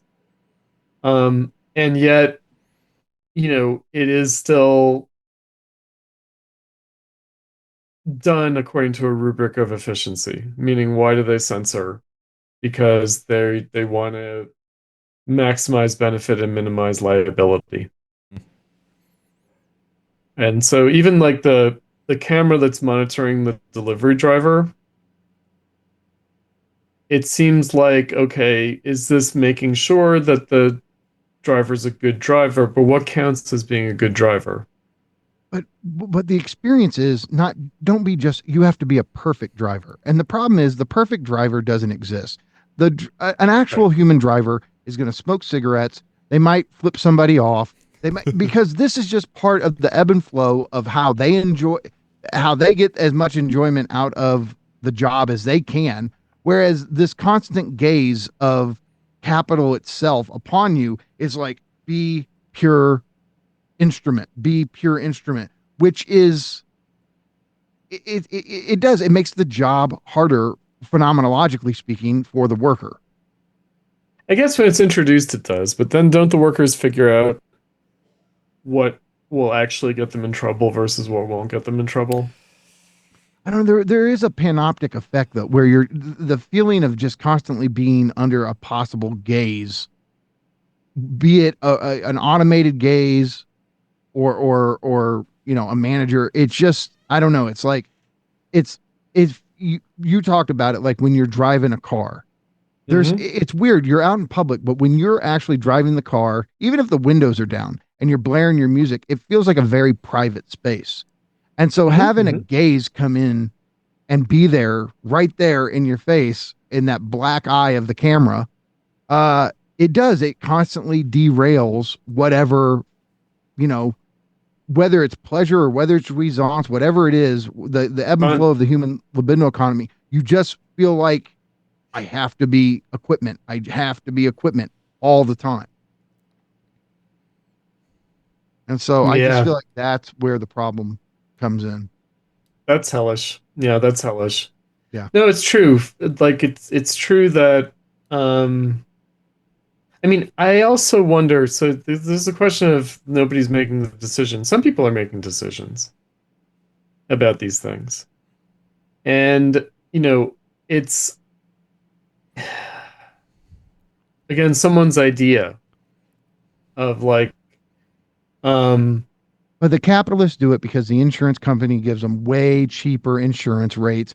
And so even if the capitalist has some sort of like, I don't want to do this to my workers. And if the manager's like, I'm certainly not going to spy on them, I don't want this. And if the workers say, we don't like it, it makes us feel anxious. All the humans in the entire situation cannot want it. But the logic of capital says much cheaper insurance rates. And that's what you're talking about with conditioning. right, right, right, right. And it will And be if the this kind of economic game. incentive is so strong, they're gonna buckle. They're gonna go with it. Right. No, it's a funny, well, there's also the creation of creating new needs. Yep. You know, like who decided that it was necessary to have a camera in the, cabin of the car?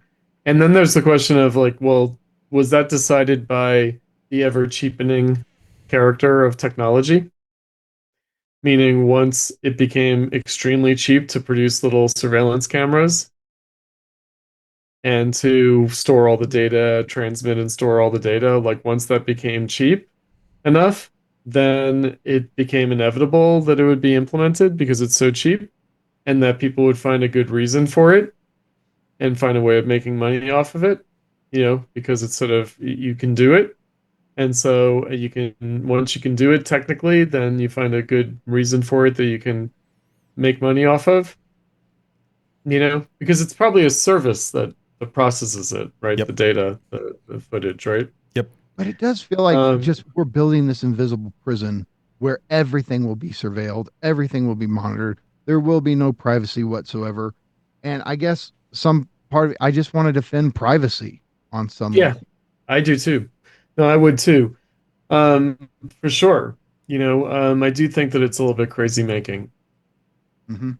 you know, or it turns everyone into a voyeur exhibitionist Yeah. or something. And I No, feel like, that gaze of the camera, it's the pure gaze of in framing being beamed Yep. at you where I must be standing reserve. I must be ready to hand, to use the Heideggerian jargon, and it's exhausting. It's already hard enough for workers to do this manual labor, but then you add this new layer of constant anxiety and stress over being constantly surveilled, and it's just additional labor. mm-hmm, mm-hmm. Well, right, it's creating new jobs for sure. Mhm. Hmm. You know, it's yeah. I mean, there is part of me because I was a sci-fi aficionado growing up. That I like. This kind of speculation. I like this kind of even dystopian kind of imagining. I like it, but I also feel like the need to temper it. Hmm. You know, to be like, yeah, it's not really going to play out just like that. And I mean, I don't know. It doesn't even have to take the form of a pushback. It could also take the form of that kind of got played out, that got old, you know, that didn't bring as much of a return. It didn't make as much sense as it might have looked like starting out. So, the kind of panopticon, I mean, my fear is that if I ever went to jail, that there wouldn't be enough cameras to protect me, Yeah. right? And so surely they could put enough cameras to prevent all prison violence, but is that what Oh, they but they're not want going to to do? invest in that, are they? Well, they could in some ways they should, meaning like I'm sure that they pay out a shitload of money in lawsuits. Maybe not Mhm. jails or prisons. Prisons, I guess, no, no, but jails, yes, because it's kind of innocent until proven guilty. Yeah. Um, it's like, uh, so it's a kind of a funny, you know, why do they have body cams on all the police? Really to try to save money on liability so they pay out less lawsuits. And they figured out that, for the most part, the evidence collected will serve to exonerate or immunize against lawsuits or criminal prosecution more than it will actually, catch people. That sometimes it will catch people, but generally speaking, it's a good investment. And like I said, people have a way of figuring out how to hack these things, how to sort of avoid the negative consequences, like workers find ways of dealing with it. Um, you know, to not work to their worst disadvantage. Mhm. So but then, something else is invented. So I think that, you know, um, yeah, the fear would be that this surveillance state, that this condition of no privacy, it only works to our detriment. meaning it's still not going to, help us when we actually need it. It's not going to, bring emergency services or health care to us, when we need it. When you were saying, oh, it's monitoring your blood pressure and whatnot, right? I was just like, yeah, we kind of might wish that that's the case, that your employer is actually monitoring your health, right? Wouldn't it be funny if it brought back like the job is killing these people? Shit. Uh-huh. Right? Because I kind of feel like, but if your boss is monitoring your blood pressure, then they might be more on the hook, right? If you have a stroke or something, Well, and also, I mean, if it can read your psychical state, and if everyone there is basically clinically depressed, I mean,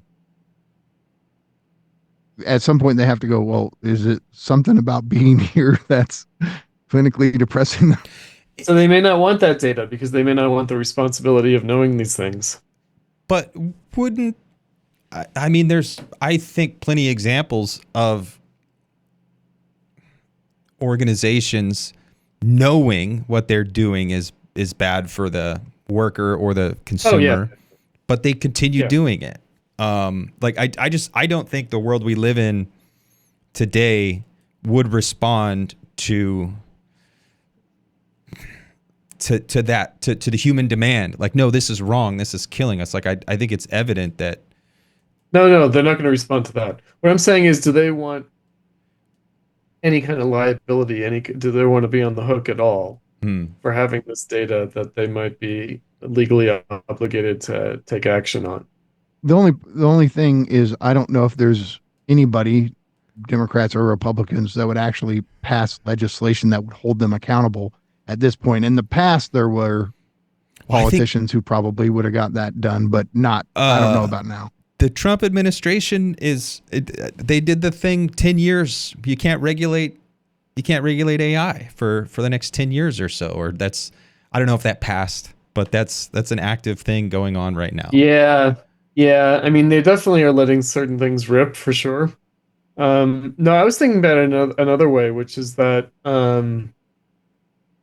do they, employers have to think twice about implementing these kinds of things because there might be a lawyer who figures out how to use it against them. Right? Yeah, that's good. It doesn't have to be the state, right? It's civil liability. And, because I think the state regulates things when there isn't anything else to do it. Right? I mean, in the era of deregulation, I mean, one of my kind of prognoses about the second Trump administration, I mean, I got a couple. One is that they are going to try to reindustrialize and onshore and direct investment back into the United States, but it's going to be into the red states, not the blue states. They're going to try to starve the blue states and the blue cities.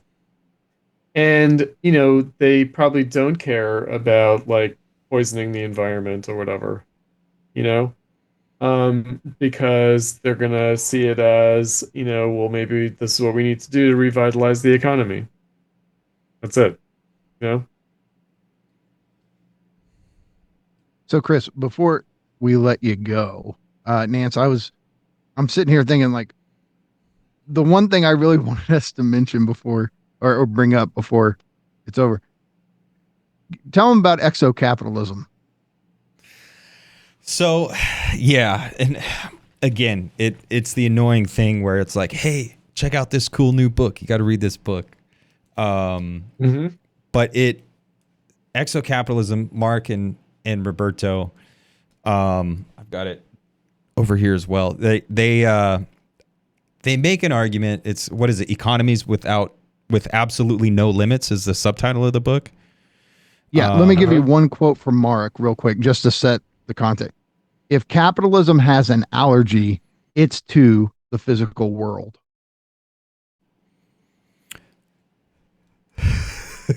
So, okay, basically what they want to argue is that capitalism is geared towards abstraction into software.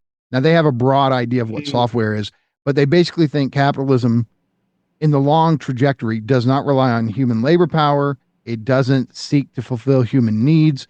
And it's the exo in exo-capitalism, this is the land influence. It's like capitalism comes from outside the human world.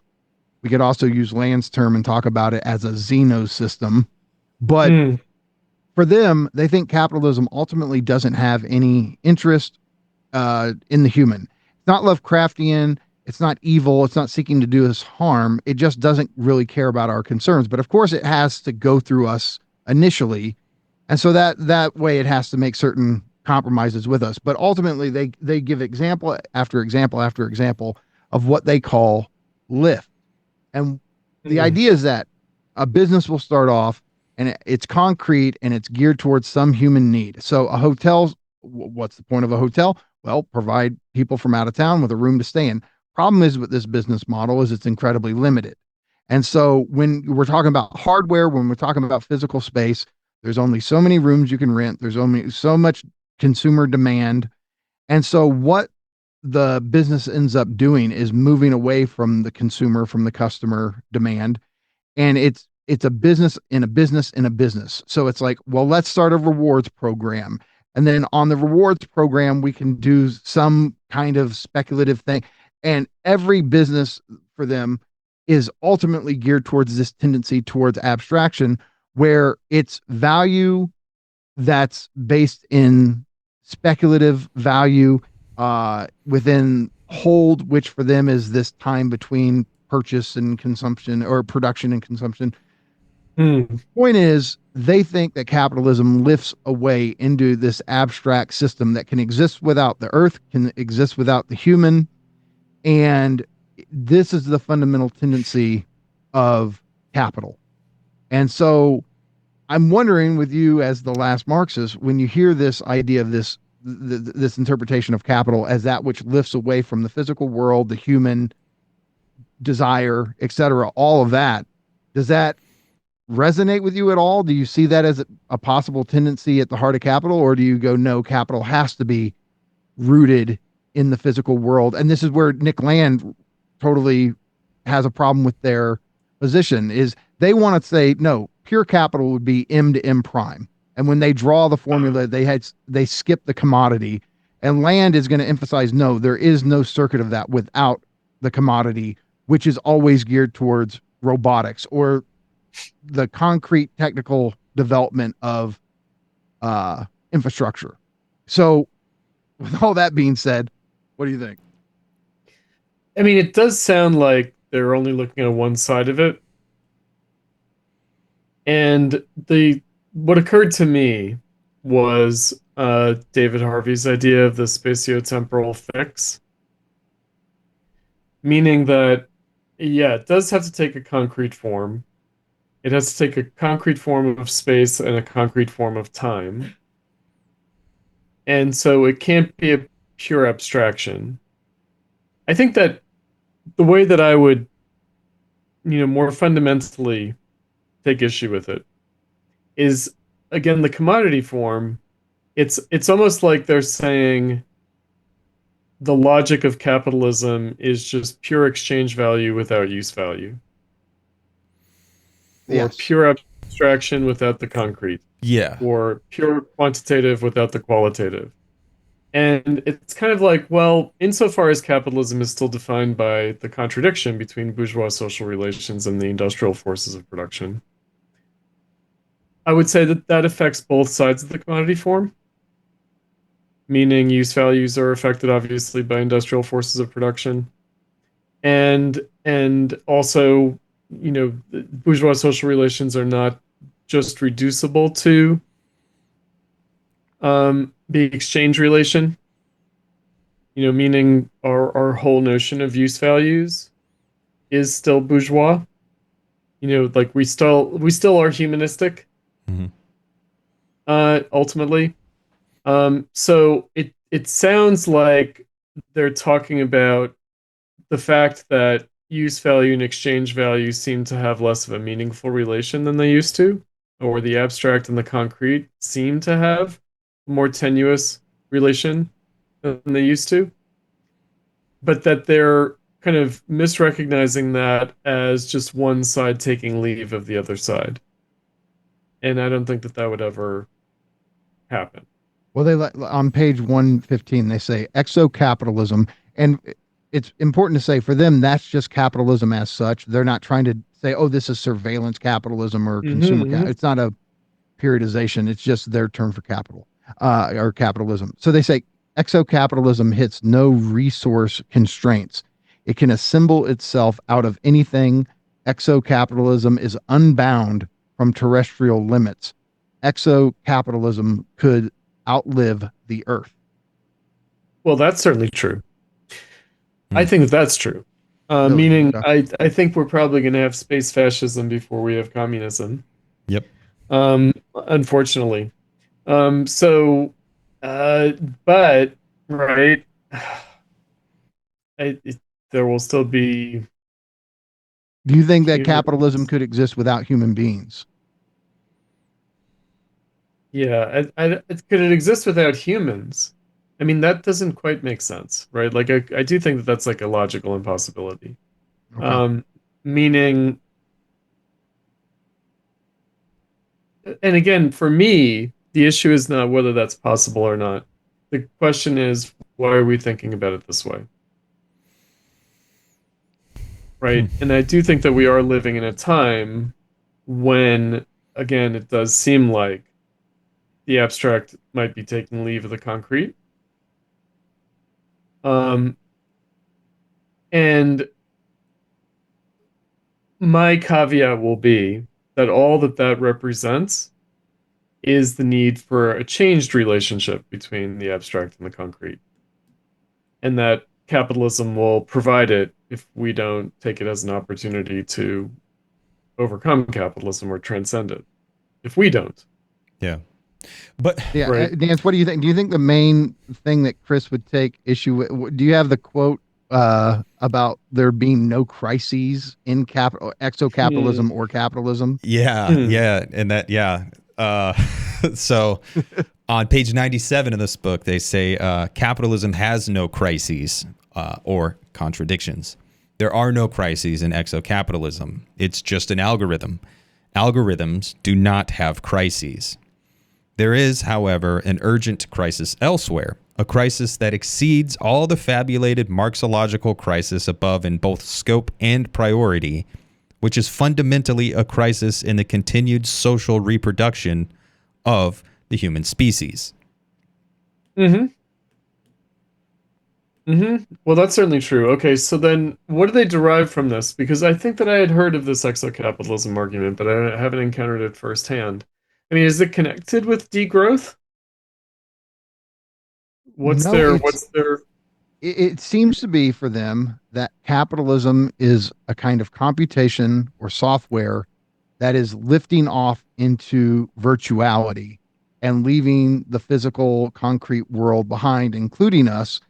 And then they have this other idea, this counter idea of lift called drag. And that's how we try to fit into this process that's constantly leaving us behind. So we try to find ways to fit into this financialization abstraction process, but more and more it's leaving behind all human concern, all human desire. And for them, yeah, there's no inbuilt contradictions into this system the way there is for a Marxist, or I would even say for the way that we typically think about capitalism, um, because it's just a self-refining recursive algorithm. And so they really view it as a kind of pure software program that's trying its best to become as pure as it can be. And that means leaving us behind. Well, I'd say that that's the contradiction right there. But I also think that that affects both sides of it, Hmm. meaning the fact that there would be a contradiction between the system and the human, is that is the contradiction of capitalism, but that, my understanding of contradiction would mean that that introduces a contradiction into both the human and the system too. Right? So it sounds like they're kind of taking for granted what the human is. I think that might be a good point, I really like the way they handle value, and they kind of bring it down to arbitrage, and they say that even before exchange, there had to be the idea of exchange, but like before we could settle on exchange, there had to be both a need for and a possible space for it. And I think the way they handle value, I think for me it's really important, because thinking politically and thinking about, well, what are some things we can do when you see that capitalism is this system that's just doing this automagical process of, well, there's value here and there's value there, and it seems like it's kind of pulling it out of thin air. And it's not just due to the commodity fetish. Like, it's not just because it's obscuring the work we've put into it, and it's not just because it's obscuring the intellectual labor that we've put into it. It's because it does seem to operate according to a logic that doesn't include us anymore. But I think it is fair to say, if you view capitalism as us, just like, language is us. Yeah, I was going to say, we're pulling value out of the. Yeah. We're pulling value out of the air. I think that's a good point. But I think, I don't know. I don't think it's us anymore. And for me, that's the thing. Like, I do think, or maybe we've left ourselves behind. Like, we've objectified ourselves to the point where the notion of what does it look like to have a human future almost becomes a silly question to ask, because we're objects. We're just part of capital. We've done this double move where, we created capital, but then we had to imitate capital to the point we had to objectify ourselves to fit into this global system. And I think, again, and I just like it is coming down to like efficacy and what can we do? What choice do we have? We have no choice. Trying to think about by arbitrage. Like when you say that their vision of value is arbitrage. The holding of the resource or the thing or the commodity or whatever in between the time of production and exchange, or production and ultimate deposition of that commodity or that object. So it's almost like it's only valuable because the one who needs it or wants it is deprived of it for an amount of time.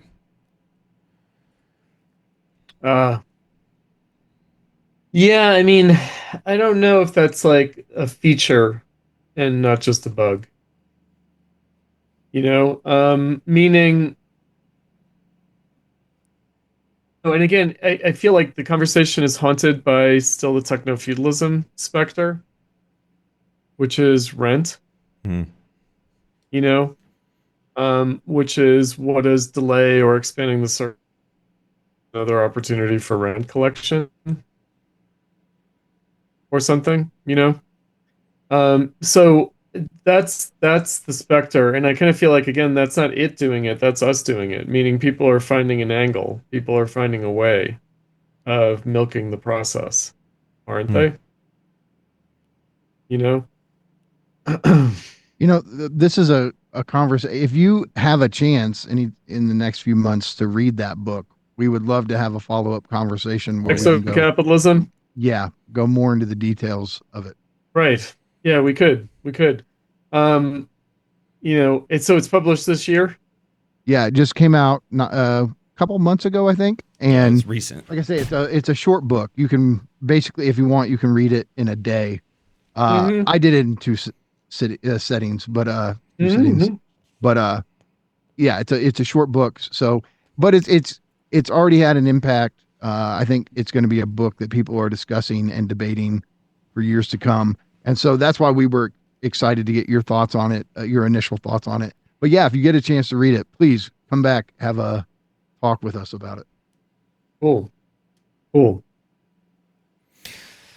Well, we are coming up on a couple hours here. I wish we would have got to talk about specific political figures. You did mention Zoran Mamdani, and there was also There's other stuff happening in the world that's kind of crazy politically, but maybe we can come back and have another conversation about that, because politics to me, it's all Absolutely. opaque.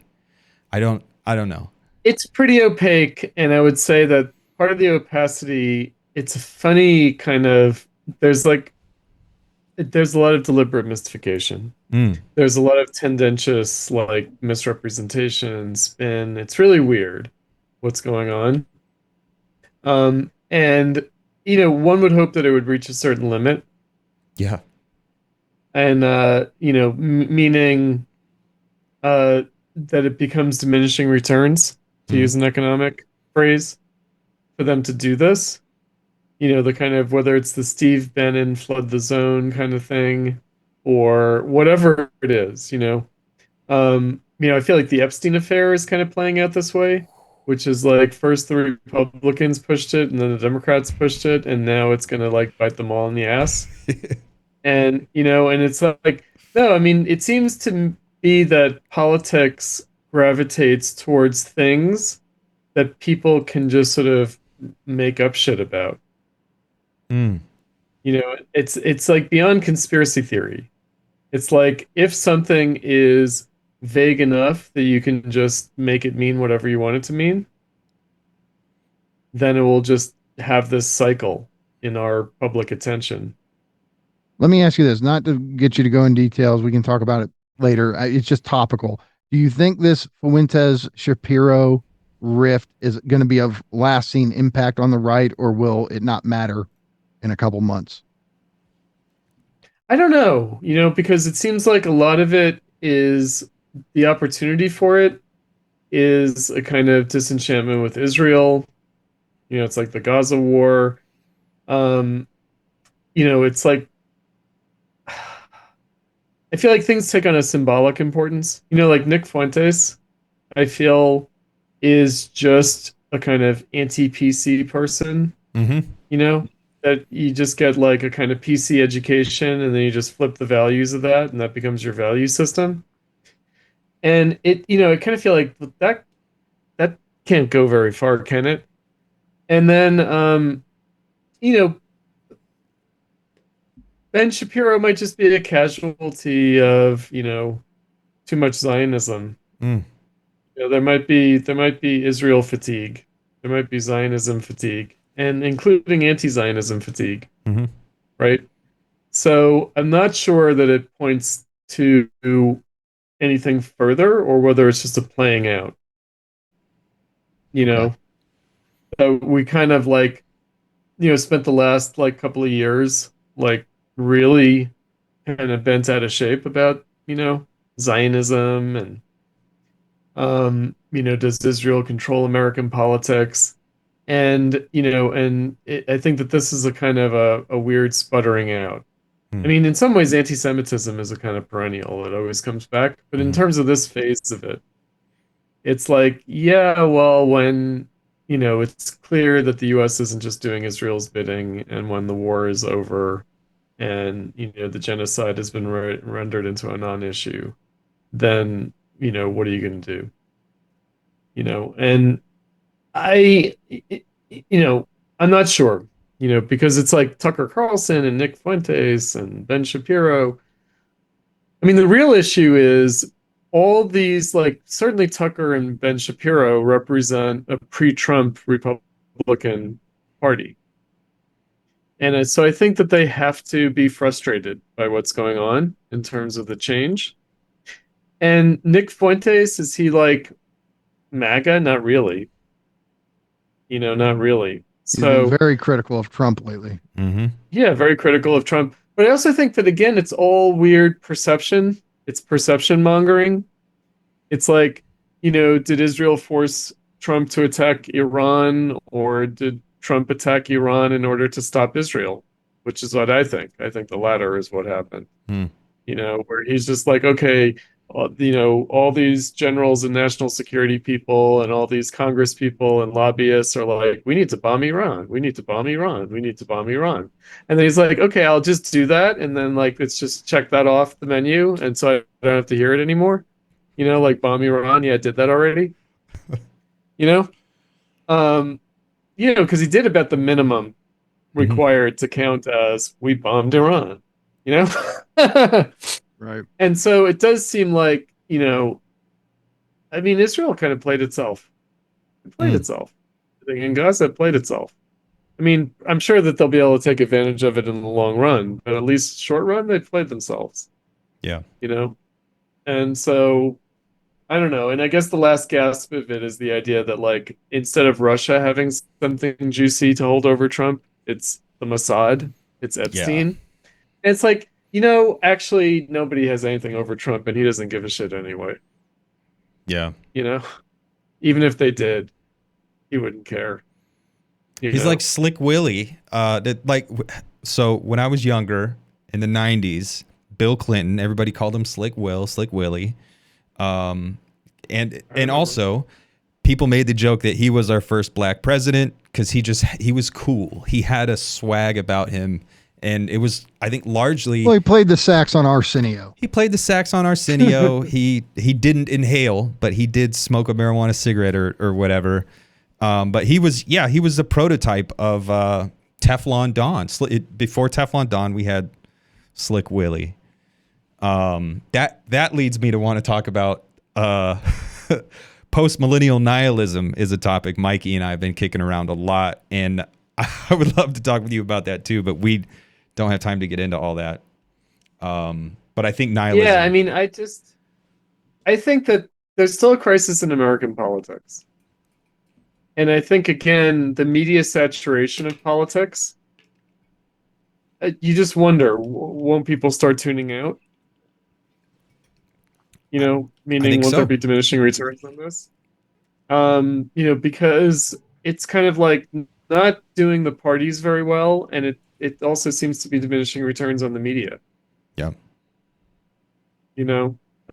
My sense, I was really hoping that I could tune out a lot after Trump was reelected. I was like, okay, finally I can kind of start to tune out. And then I was like, what was I thinking? Of course, he's going to do as much as he can in the first 2 years. And so it's going to still be this ridiculous flood of bullshit in the media.